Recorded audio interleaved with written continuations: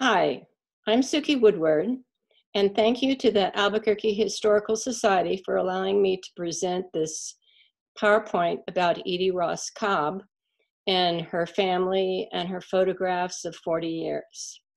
So I'm actually a photographer myself. I taught for the Santa Fe Photographic Workshop at one time. I teach online. I have a lot of teaching experience, as well as I inherited this wonderful collection and wrote a book during the pandemic. So let's get started. And I'm going to kind of share the screen and bring up the PowerPoint. And then please send me some questions. There's a website that I'll announce at the end. So thank you, thank you, thank you. Fun, fun, fun.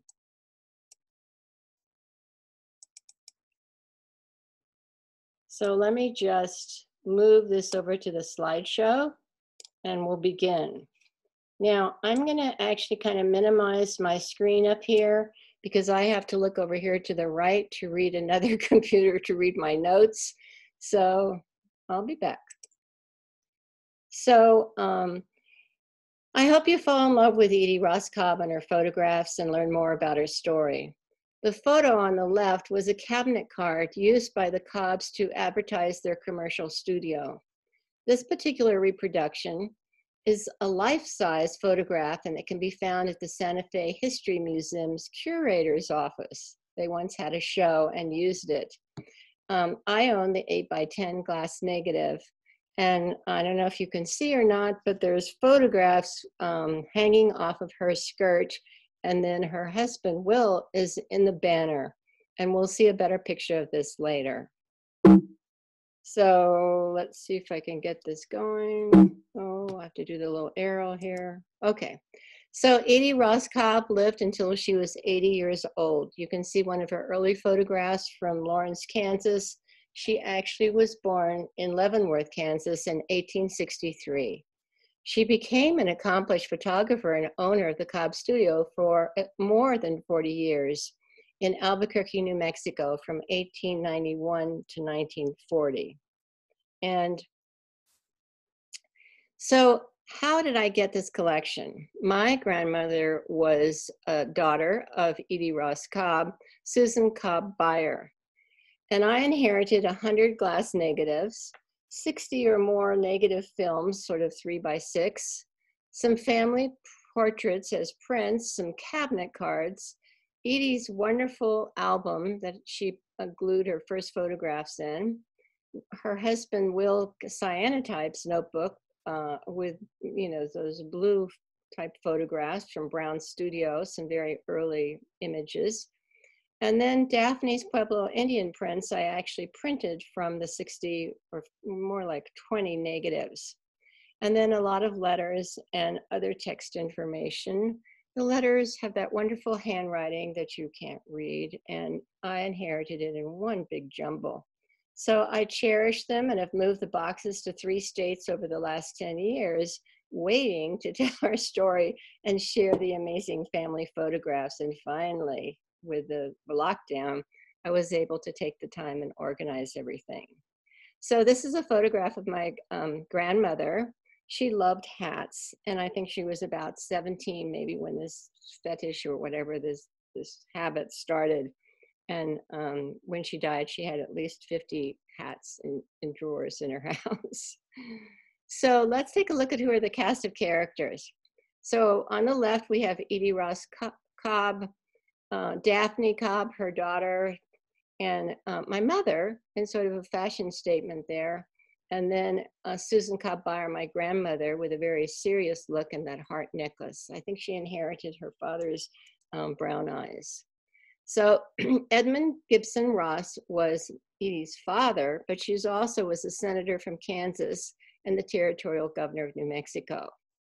And there's some big debate about her name. Was it Edwina? Was it Eddie? Was it who knows what? We don't have anyone alive to tell us how to pronounce it. But she married Will in 1891, and they had 4 children: Susan, Daphne, Wilford, and Edmund Cobb. And then my mother, you can see there on the left, Willis Buyer Reed, an only child, and then I'm also an only child. So Who was Edmund G Ross? I know a lot of you know the history because Richard Rudy wrote a fabulous book, but here is a collage of some photographs of him starting with the Civil War, a Cobb photo in the middle there, some of the siblings or the children on the right, and then an older photograph. And then at the bottom is a photograph with his grandchildren that were also called Edmund. So after the impeachment vote, Ross and his family moved to New Mexico, and he became the territorial governor of New Mexico. So if you want to kind of read more about his story, I suggest you buy Richard Rudy's book, Edmund G. Ross, Soldier, Senator, and Abolitionist. So interestingly enough, I have this book, Profiles in Courage. I have the cane, which most of you have never seen before, and then the impeachment book that was written. And here's what John Kennedy said in Profiles in Courage. He mentioned, of all the acts of courage described in my book, Ross was the bravest of them all. When he rose on the Senate floor to cast the vote that saved Andrew Johnson from impeachment, he knew he was destroying a promising political career. So interestingly enough, this photograph of an ad from a Hollywood magazine, expresses how it was for him. I looked down upon my open grave. And literally, this is, interestingly enough, is an advertisement for Safe is America savings bonds that were used in an ad in 1956. So I also own, and did you know I own, this gold cane. It was brought to Ross in Albuquerque from Kansas near the end of his life. The inscription says it all, from his friends of the 29th Legislative Assembly in Kansas.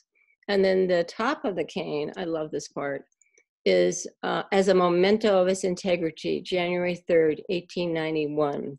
Certainly something we could use these days in politics. And then this is a wonderful photograph of him in the Cobb Studio. I don't know if that's the cane, but certainly he wore his top hat and always looked very noble and perfect. Even though if you look on the ground, there's sort of like dirt on in the studio there. Kind of fun. So the family moved from Kansas to New Mexico. On the left, you'll see one of Edie's first photographs, dated 1890, probably of Pitt's home in Albuquerque. And then on the right, I just want to show you that photograph again with some names.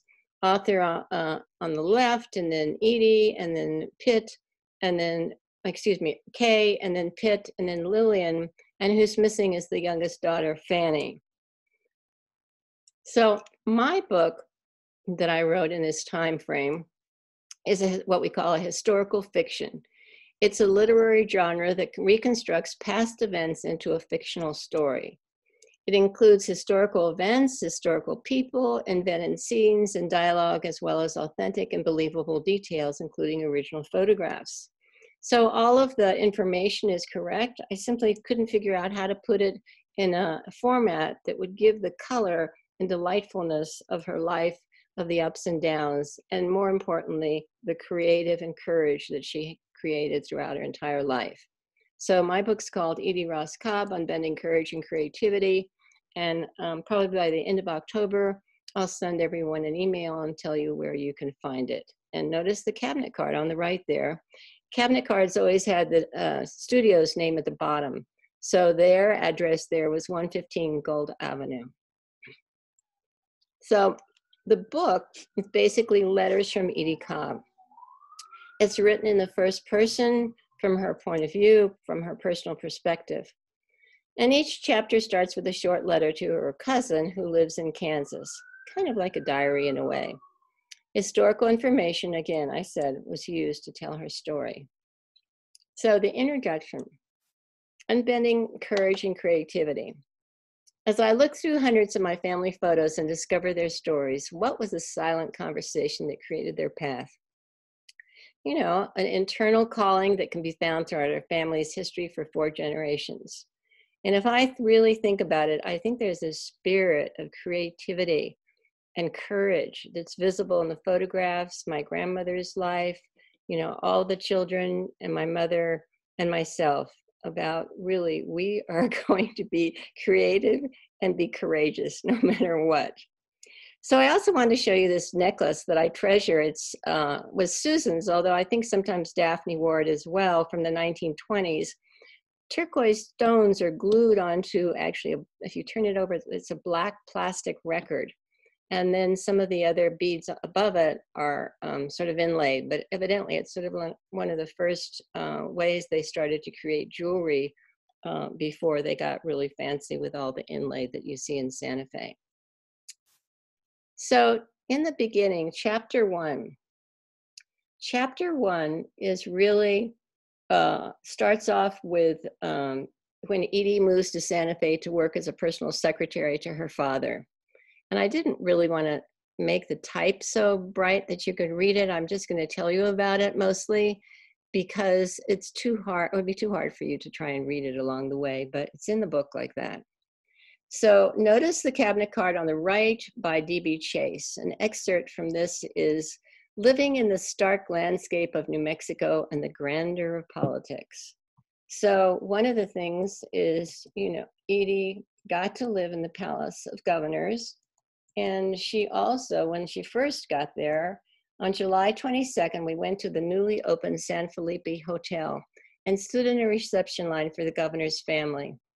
Father said this hotel was new and more like one that you'd find in a big city in Chicago or Washington. There was a lavish banquet for 186 people seated at long tables with linen table coverings, glittering silver, glass, china. I've never seen anything this elaborate or luxurious. I wore the beautiful beaded silk dress that Lillian had purchased for me in Kansas. The bustle took some maneuvering when I sat down for dinner, and I didn't dare eat as much as so highly laced I could hardly breathe. There was music and dancing, and I was glad that I'd taken some waltzing lessons when I was in Lawrence attending the University of Kansas. I enjoyed meeting the various people. Some locals from Santa Fe only spoke Spanish. Lillian, my sister, who you can see in that middle photograph there, reminded me to be looking around for a potential husband, but I laughed at her. So one of the things that was really interesting is that during that photo session, I met a woman named Belle, his assistant. She had a photo studio in Harper, Kansas, and was an accomplished photographer in her own right. D.B. Chase and Belle seemed to work well together. I was intrigued by their interaction, their business arrangement, and a woman in business for herself. So in chapter 2, she goes on to explain what it's like to live in the Palace of Governors and to be a personal secretary to her father. Mostly what would happen is she'd have to stay up very late, helping, as a personal secretary to my father, my job can be stressful and it stretches into the late night as the legislative bills move in and out of debate before they can pass. Father never seems to sleep until past midnight or later, and I can't go home before anyone else leaves. So that's kind of my life in Santa Fe, and that's the beginning. So one of the things that she mentions is that after the governor's term, I'm not sure of his plans or mine for that matter. Father chose not to run again, and I plan to move to Albuquerque where my family has settled, including Brother Pitt and his family on his ranch. Notice the housing for the families, and a beautiful portrait, a glass negative, by the way, of the governor that I own. So there is you may have seen this as a pretty well-known picture, Edmund G. Ross with his wife Fanny at the door. She called it her shanty. Certainly it looks like some of the modern day tiny houses nowadays. And then the wonderful little adobe below, I wish it was still around, probably author's house with his wife and young child. And you can see how sharp and beautiful glass negatives are. The full tonal range photographically is available when you're able to have a glass negative like that. So in chapter 3, This cousin, she goes on, "Dear cousin, I'm in Albuquerque at last. Life is so exciting with my new job working for Mrs. Emma Albright, the owner of the art parlor, a studio for photography. The Albrights were friends with father in Kansas and moved to New Mexico in 1880. They live in Old Town and have the studio there as well. I arrive each day about 4 miles away, ready to work and learn about photography and the clients. There's so much to learn. I have moments of terror with my many unknown tasks. There are wedding photos, there's children photos, there's special portraits, which means they have to be processed in the darkroom and then categorized, stored, and invoiced when the customer returns. Mrs. Albright is teaching me all about the processing the photographs and printing the images, as well as handling the needs of our clients. And so in chapter 3, we see a photograph that was in Will's cyanotype notebook, and about 4,000 people lived there then. And then below there is this photograph of the Sandia Mountains. So this is actually a real portrait, cabinet car at the back of one by Mrs. Albright. And I think it's interesting that she says her specialty is children. And I think that's one of the things that Edie learned from her, not only how to use, not only about photography, but also taking some wonderful photographs that you'll see later of children. So then we're going to take a look at Edie's first photographs in a little tiny slideshow here. Hope it works. Here we go. You can see sort of more of them on my website, but this is, for time's sake, this is how we're going to kind of view her notebook or her album.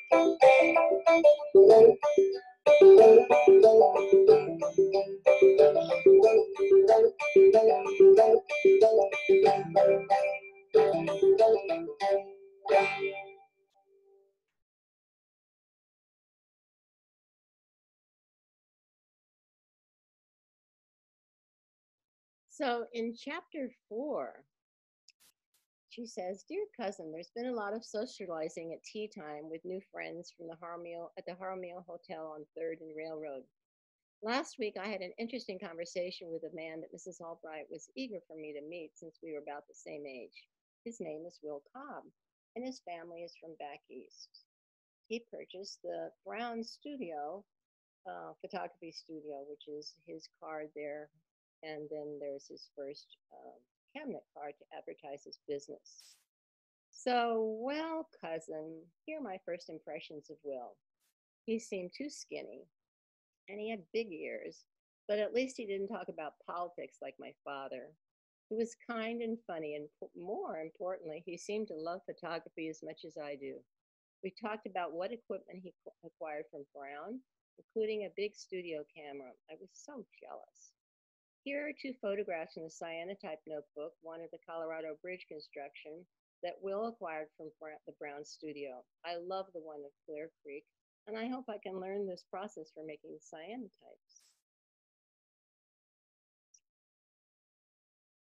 And we move along in the story.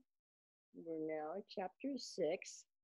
So, dear cousin, here's a conversation that Will had with me while out at Bear Creek near Albuquerque. I thought he was joking at first when he proposed to me. We'd gone on an outing to take photographs. I was thinking about the right settings to capture the waterfall, so he took me by surprise. "Do you think it would be great if we got married? It would be fun if we got married," Will shouted over the crash of the waterfall. I didn't answer at first, and then he said in a more serious tone, "I beg you to be my wife, and I will adore you until the end of time." I laughed and shouted yes. I never wanted to be away from him. He was completely water-soaked, but the proposal and the photograph were perfect.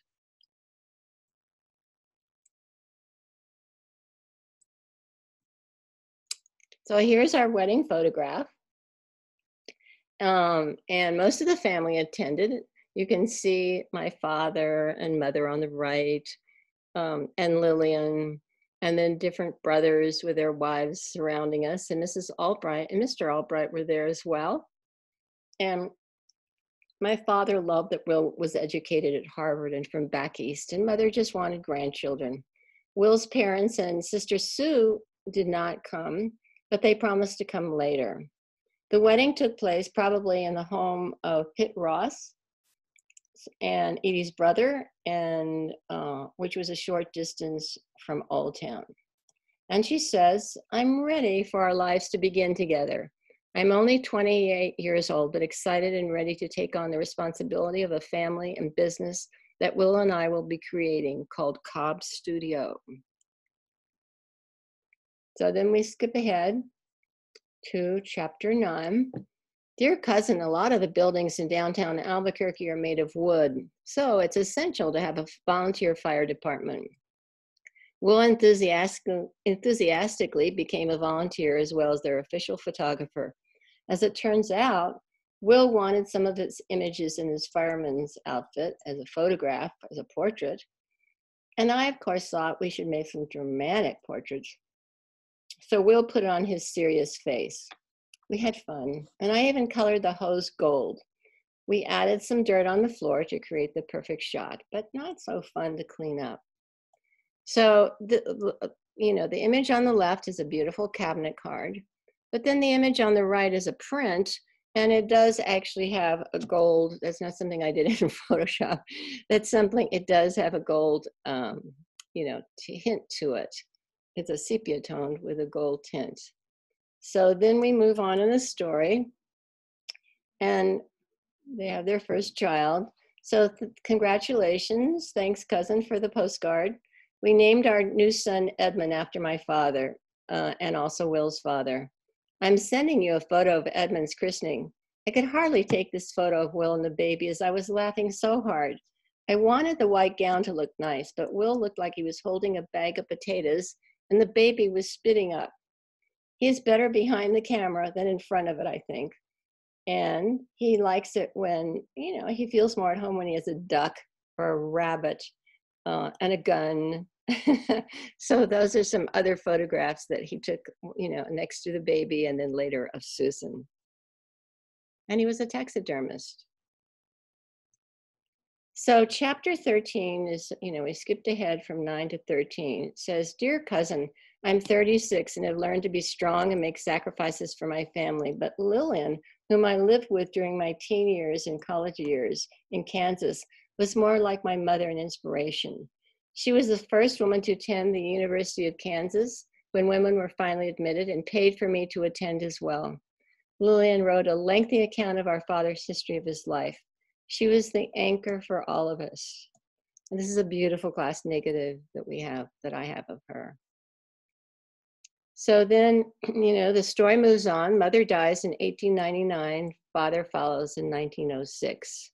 So this is a photograph of Fanny and Edmund on the right with long curls, and then baby Susan. And then on the right, we have Ross with, I think it could have been one of Pitt's children, in a chair, and he looks really relaxed and at home, even though the baby's kind of crawling all over him. Really wonderful glass negative that I own. So Edmund Ross dies at 80, and these are some wonderful photographs. I don't have the negatives, but I do have the prints of him in front of this adobe house, and the second one with the cow and the dog. So then, the story moves on, and dear cousin, you may have heard from Lillian, my sister, that Will passed away last month in March, just 2+ years after father died. He seemed exhausted from working too hard and had an ongoing chronic lung ailment, which is why I initially moved to New Mexico. Finally, he had a heart attack at the ranch. We buried him in his fire uniform at the ranch. And you can see, my comment is, you can see each family portrait in the beginning, as they added children, he looked unfortunately more and more worn out, because it's not so easy to make a living as a photographer and do all the work that needs to be handled. And then, you know, Edie would handle the children in the studio, and, you know, they were always probably juggling money and jobs and the entire, you know, scene. The children look really happy though.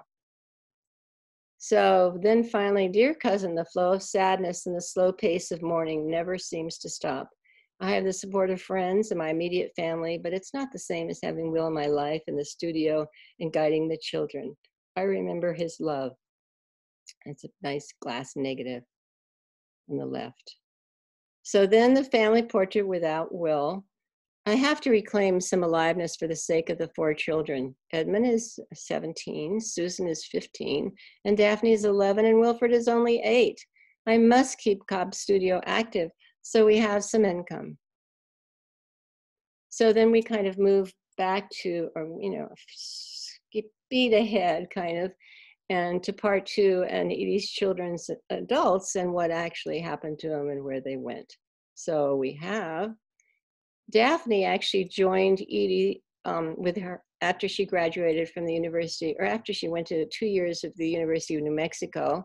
She helped found the Alpha Chi Omega chapter there. And she then really wanted to help her mother, and they became business partners. Both of their names are on a check that I found. And then she would go out with, sometimes with her mother, but sometimes not, to take pictures of the Pueblo Indians. So, you know, she would go to the different Acoma, Isleta, Taos, and she sometimes would hire local Indians for models and made sort of friends along the way. So we're going to see a little bit more. She was born in Albuquerque and died in 1928. So this is a little video on her.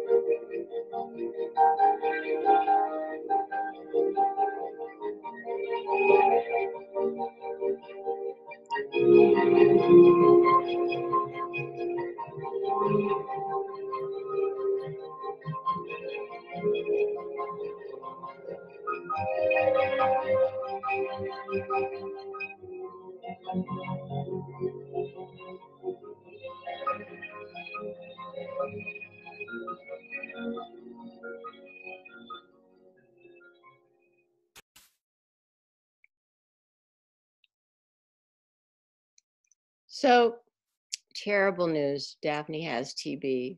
I don't know where she got it, but many people around here have it. She seems to be better. She was kind of better. She wanted to see her brother in Hollywood and took the train on February 18th. And then Edmund said she was feeling fine. We had made a trip out there before. She loved the beach and wanted to return to see her brother. She was in great spirits. And then, you know, several months later in May, she was not well, and she came home on the train and actually passed away on the trains in needles. So I put all her images, her Indian film negatives and flower pick images, in a box and stored them. I can't face work looking at them. You know, it was really hard for her to not only lose her husband, but also to lose her youngest daughter. So then we're moving on to some of the children's photographs that I was talking about. On the left is Susan, and on the right is a series of 6 images from of Edmund probably when he was about 4 or 5. So I particularly love the one on the bottom right where he's dressed up as a fairy, and then the one, of course, with the rabbit. So is the rabbit alive, or is this a taxidermy exercise that Will, fixed up? So I actually think the answer is I think the rabbit's alive, because I saw a few other photographs where it was sort of blurry. So hopefully he was moving around. So Edmund Cobb is my eldest son and determined to be a movie star, and he seems to have an unbending drive to succeed. I wonder if all those costume photos, age 5, we took inspired him to be an actor. So he went to Colorado and started the films there, and then finally moved to Hollywood.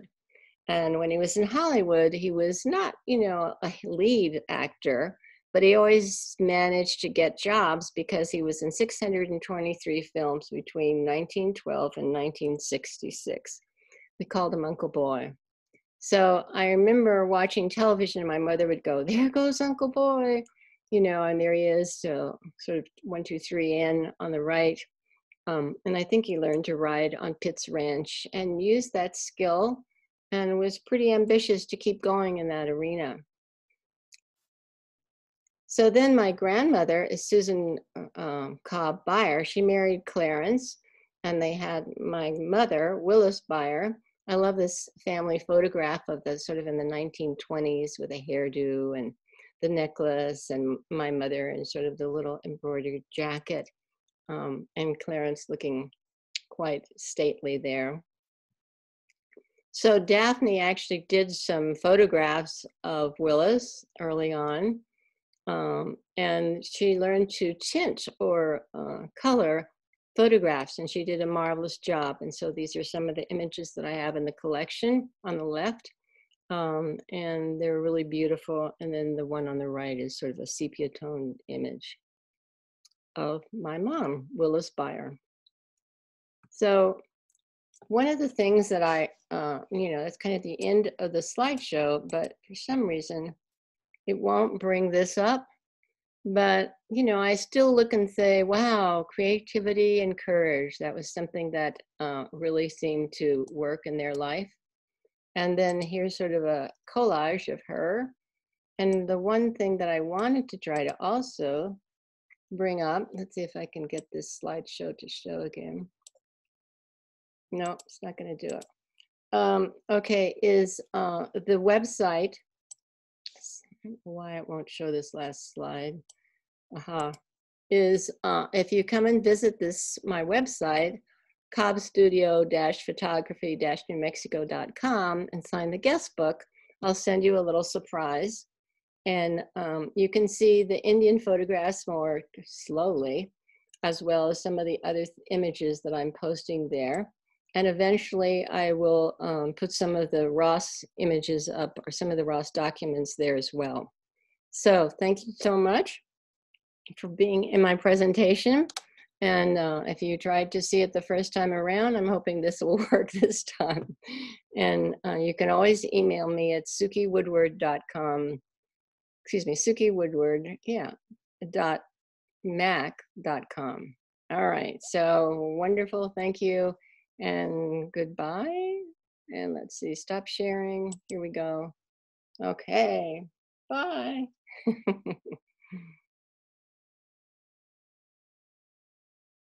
Let's see if I can stop recording. No, I don't want to ruin this recording.